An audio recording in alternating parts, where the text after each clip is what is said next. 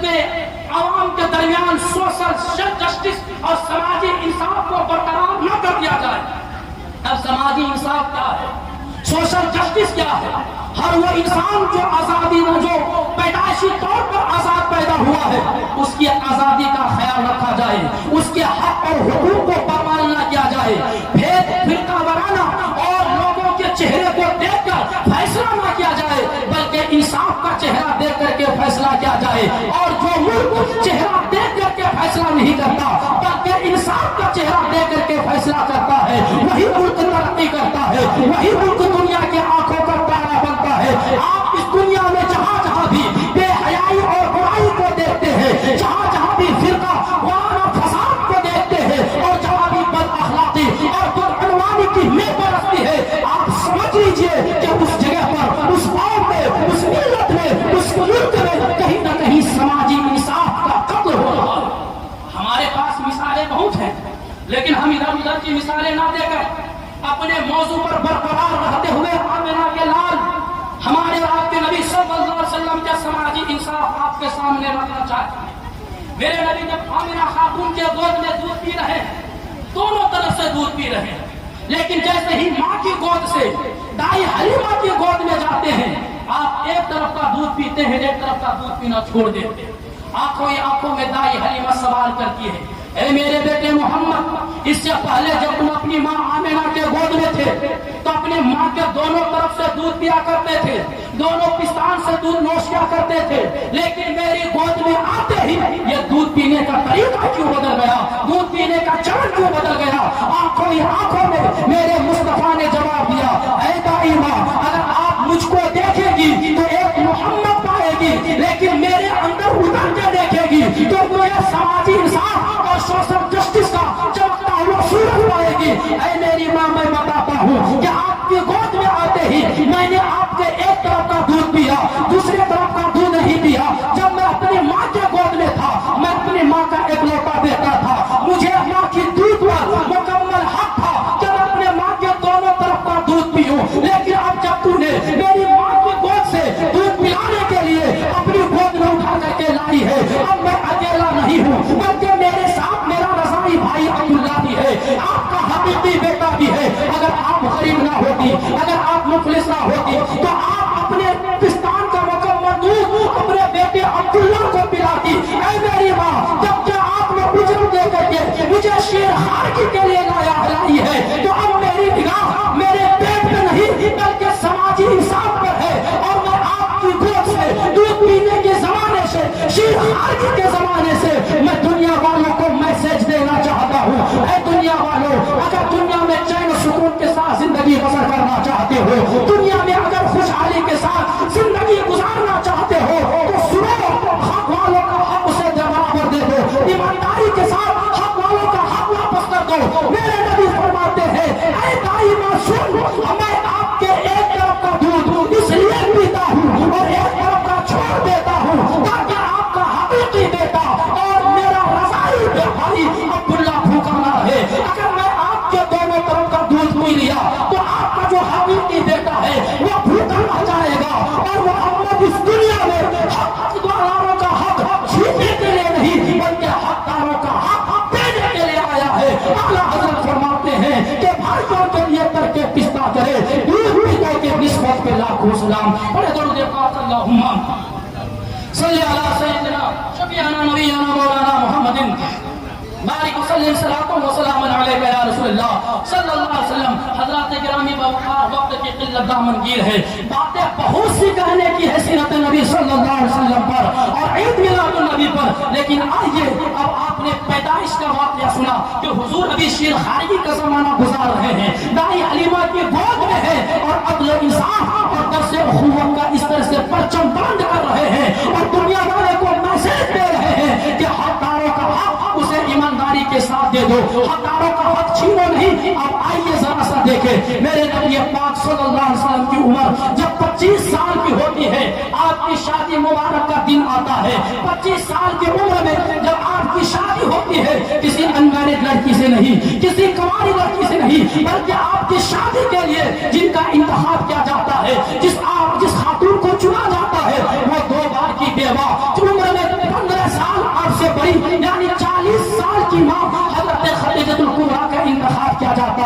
आखिर मेरे नबी ने ऐसा क्यों किया? 25 साल की भरी जवानी में अपने से बड़े खातून और वो भी 2 बार के बेवा हजरत खदीजा कुबरा से शादी क्यों की? आप जरा उस वक्त अरब का माहौल देखें। जब कोई औरत बेवा हो जाती थी या कोई औरत मुतल्लका हो जाती थी, फिर उसका कोई हाथ पकड़ने वाला नहीं होता था। हाथ थामने की तो बात बहुत दूर की, उसे कोई इज्जत की निगाह से देखने वाला नहीं होता था। बेवा को कोई मनहूस करता था, कोई टाइम कह करके पुकारता था। शुभ सवेरे उसके चेहरे को कोई देखना पसंद नहीं करता था। मैं आपसे पूछना चाहता हूँ, उस बेवा खातून का क्या कसूर है? उस बेवा औरत की गलती क्या है कि जिसको लोग देखना पसंद नहीं करते हैं, जिसको लोग मनहूस कर रहे हैं, जिसको लोग टाइम कर रहे हैं, जिसको लोग शुभ सवेरे उसका चेहरा देखने पर अपने दिल को खराब समझ रहे हैं, उस माहौल में 25 साल की कड़ी जवानी में मेरे मुस्तफा ने अपने से बड़े 15 साल की बड़ी खातून हजरत खदीजतुल कुबरा रज़ियल्लाहु ताला अन्हा से शादी रचाई। क्यों मेरे मुस्तफा ने ऐसा किया? शादी में बसा औकात क्या होता है? जब शादी होती है क्या देखते हैं? हस्ब नसब देखा जाता है, सूरत व सीरत देखी जाती है, मुजाहो जलाल देखा जाता है। अब मेरे नबी का हस्ब नसब देख लीजिए, मेरे नबी की हुस्न सीरत देख लीजिए, मेरे नबी का हुस्न सूरत देख लीजिए। मेरे नबी थे कैसे, कैसे दिखते थे? आइए मैं आपको बताऊं। आज से चंद साल पहले नरवा के कार्टूनिस्ट ने, कुछ जालिम लोगों ने मेरे मुस्तफा का एक खाका बनाया था, मेरे मुस्तफा की एक तस्वीर बनाई थी। और नौज़ बिल्लाह मिन ज़ालिक आज के इस आपके दरभंगा शहर में भी 2013 में जालिम लोगों ने हुजूर का एक खाका बनाया था, एक पुतला बनाया था। मैं कहना चाहता हूँ, उस जालिम नरवा के रहने वाले कार्टूनिस्ट ने मेरे मुस्तफा का एक खाका बनाया, एक तस्वीर बनाई, चेहरे सर पर अमामा, चेहरे पर दाढ़ी, एक भद्दा सा चेहरा, माज़ल्लाहि रब्बिल आलमीन, उसके नीचे लिखा मोहम्मद मुस्तफा सल्लल्लाहु अलैहि वसल्लम। और दुनिया वाले को यह मैसेज देने की कोशिश की गई कि ये देखो, ये है मुसलमानों के पैगंबर, ये है मुसलमानों के नबी, जो टेररिज्म को फरोग देते हैं, जो दहशतगर्दी को फरोग देते हैं। लेकिन नौज़ बिल्लाह मिन ज़ालिक आज ये मैं आपसे कहना चाहता हूँ कि दुनिया में आज तक कोई ऐसा कैमरा नहीं बना है, कोई ऐसी मशीन नहीं बनी है कि मेरे मुस्तफा की तस्वीर ली जाए, मेरे मुस्तफा का फोटो लिया जाए। अरे वो मुस्तफा जो जमीन पर चढ़ते थे उनका साया नहीं होता था।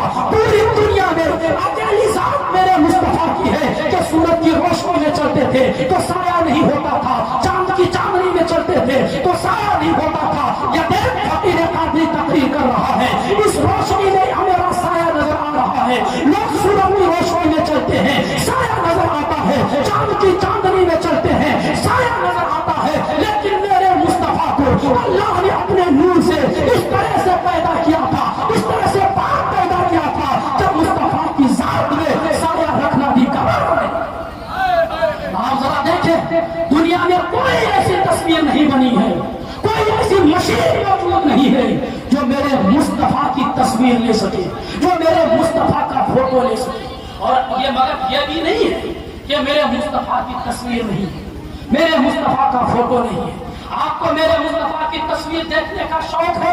उठाओ कुरान और खोलो कुरान के 300 पारे और 300 पारे में देखो, मेरे मुस्तफा का जलवा नजर आएगा। क्या देखना चाहते हो मेरे मुस्तफा में? मेरे मुस्तफा का चेहरा देखना चाहते हो? खोलो 30वां पारा, सूरह वाक़िआ की तिलावत करो, मेरे मुस्तफा का चेहरा नजर आएगा। मेरे मुस्तफा की जुल्फें देखना चाहते हो? सजा मेरे मुस्तफा की जुल्फें नजर आएगी। मेरे मुस्तफा की पुश्त मुबारक देखना चाहते हो तो मेरे मुस्तफा की पुश्त नजर आएगी। मेरे मुस्तफा की हाथ देखना चाहते हो तो मेरे मुस्तफा का हाथ नजर आएगा। मेरे मुस्तफा के पाँव की बरकत देखना चाहते हो,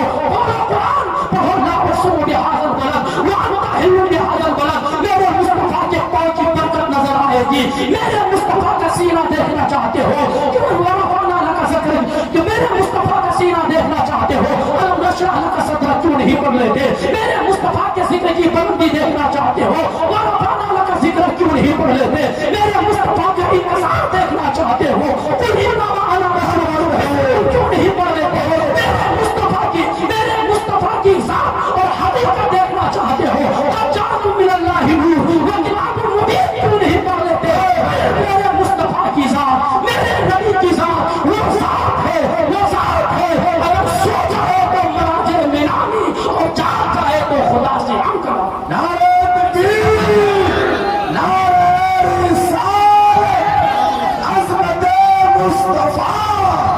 سیرت النبی کانفرنس حضرت علامہ محمود رضا صاحب کے میرا مصباحی. واہ کیسے تھے میرے مصطفیٰ، کیسے تھے میرے نبی. آئیے انہی کے ایک صحابی سے سنتے ہیں. حضرت جابر بن سمرہ رضی اللہ تعالیٰ روایت کرتے ہیں کہ ایک مرتبہ چاند کی چوتھی کا چاند پورے شباب پر تھا. حضور سرخ رنگ کی چادر بچھا کر کے زمین پر لیٹے ہوئے تھے. میں حضور کے سرہانے پر جا کر کے بیٹھ گیا، چہرے انور کے قریب میں بیٹھ گیا، اور میں نے چاہا کہ آج دیکھوں آسمان کا چاند زیادہ خوبصورت ہے یا آمنہ کے لال آمنہ کا چاند زیادہ خوبصورت ہے. اسی وجہ سے میں کبھی چاند کو دیکھتا تھا، کبھی حضور کے رخ زیبا کو دیکھتا تھا، کبھی چاند کو دیکھتا تھا، کبھی رخ نبی کے رخ زیبا کو دیکھتا تھا. ایک بار نہیں، دو بار نہیں، تین بار نہیں، بلکہ 14 بار کبھی میں نے چاند کو دیکھا، کبھی میں نے حضور کے چہرے کو دیکھا، اور 14ویں بار میں اس نتیجے پر پہنچا کہ چاند سے تمثیل دینا یہ بھی کوئی انصاف ہے. چاند میں تو داغ ہے، مصطفیٰ کا چہرہ صاف. ایسے تھے میرے مصطفیٰ.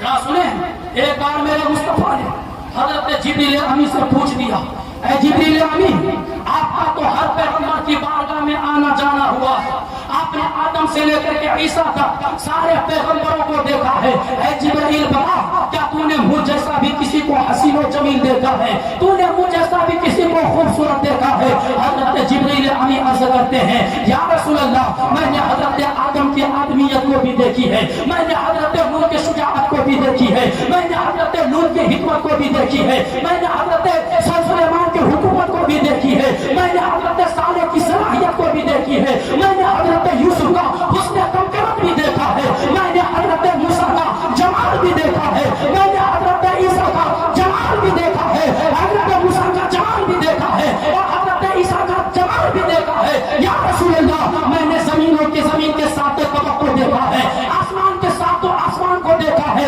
اس دنیا کے چپے چپے کونے کونے کو کھڑائی کر کے دیکھا ہے، چھاؤ کر کے دیکھا ہے. لیکن جبرائیل اپنے رب کی قسم کھا کر کے کہتا ہے کہ یا رسول اللہ، میں نے آپ کے جیسا کسی کو نہیں دیکھا، آپ کے جیسا کسی کو نہیں دیکھا.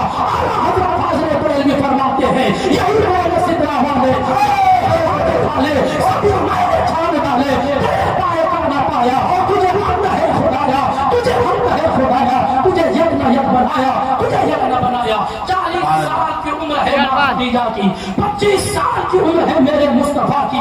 اب میرے مصطفیٰ کی جب شادی ہوتی ہے تو کسی انکارے لڑکی سے نہیں. ایک بار اور ذکر کرتا چلوں، عورتوں کا 3 کلاس ہے، 3 درجے ہیں. ایک ہے کنواری، وہ لڑکی جس کی شادی نہیں ہوئی وہ بھی عورت ہے. ایک ہے مطلقہ، شادی تو ہو گئی لیکن کسی وجہ سے طلاق ہو گئی، وہ بھی عورت ہے. ایک ہے بیوہ، وہ بھی عورت ہے. عورت تو تینوں ہے لیکن تینوں کے احساس جدا جدا ہیں، تینوں کے احساس الگ الگ ہیں. جو کنواری لڑکی ہے ان کا احساس الگ ہے، ان کی خواہش الگ ہے. جو مطلقہ خاتون ہے اس کا احساس الگ ہے، اور جو بیوہ عورت ہے اس کا احساس الگ ہے. لیکن اس دنیا میں سب سے زیادہ اگر کسی کے احساس پر دل کے کوڑے برستے ہیں وہ بیوہ خاتون ہے، وہ بیوہ عورت ہے. معلوم یہ ہوا کہ اس دنیا میں سب سے زیادہ اگر کسی کو سہارا کی ضرورت ہے، سب سے زیادہ اگر کوئی سہارا کا محتاج ہے وہ بیوہ خاتون ہے، وہ بیوہ عورت ہے. اب ایک نظر آپ عرب کے سرزمین پر ڈالیے، میرے مصطفیٰ کی عمر 25 سال، ماں خدیجہ کی عمر 40 سال. اس وقت کے لوگ بیواؤں کے ساتھ کیا کرتے تھے؟ جب کوئی عورت بیوہ ہو جاتی تھی، کسی کا شوہر انتقال ہو جاتا تھا، پھر اسے پوچھنے والا کوئی نہیں تھا، اٹھا کر کیرب کو کوڑے کاٹر میں پھینک دیا جاتا تھا. شوہر کے سر جلتے ہوئے چتے پر زندہ جلا دیا جاتا تھا. اس پرآشوب اور پرفتن دور میں میرے مصطفیٰ نے ایک بیوہ خاتون سے نکاح کر کے شادی کر کے اس دنیا کو میسج دیا، پیغام دیا، اے ساری دنیا دے تم سہاگر کو ابھاگر بناتے ہو اور محمد مصطفیٰ ابھاگر کو سہاگر بناتا ہے. اور 25 سال کی بھری جوانی میں میرے مصطفیٰ نے 40 سال کی عمر رسیدہ اب 2 بار بیوہ خاتون سے شادی کر کے بیوہ کی عزت میں چار چار